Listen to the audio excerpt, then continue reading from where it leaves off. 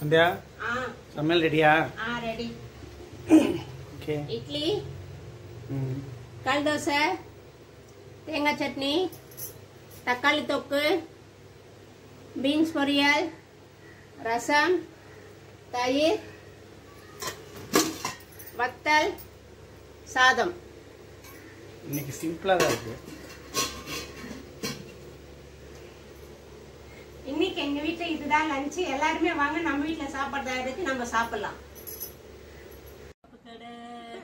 ரசம், சாம்பார், சாதம், பொரியல் மிக்ஸ் பண்ணி பிரகத்துக்கு, அப்பாவுக்கு, அம்மாவுக்கு, ஆயாக்கு, சில்லக்காக்கு, செடிக்க செடிக்க செடிக்க செடிக்க செடிக்க செடிக்க செடி